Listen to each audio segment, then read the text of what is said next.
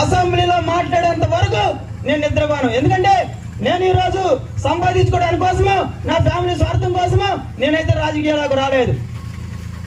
ప్రజా చైతన్య యాత్రలో, ఈ యొక్క ప్రజా చైతన్య క్షేత్రంలో ప్రతి ఒక్కరు కూడా చేయి కలిపి మీరందరూ కూడా మీ యొక్క అన్నలాగా, మీ తమ్ముళ్ళలాగా, మీ బంధువులాగా నన్నగానే దీవించగలిగితే ఖచ్చితంగా ఈ రాష్ట్రంలో ఉన్న 174 నియోజకవర్గాలు సంతనోత్తలపడి వైపు చూసే విధంగా నేను చేస్తా.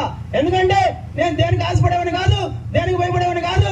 డబ్బు అంటే ఆశ లేదు, ప్రాణం అంటే భయం లేదు, బంగారం అంటే ఆశ లేదు. గుర్తుపెట్టుకోండి, కేవలం ప్రజా సమస్యలు పరిష్కరించడం కోసమే నేను ఒక ధ్యేయంగా పెట్టుకొని ఈ రోజు ఇక్కడికి వచ్చాను అనమాట.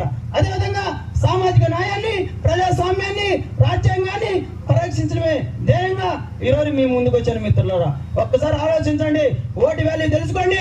ఓటు అంటే ఏంది? What is the value of vote? Vote అనేది చాలా పవిత్రమైనది.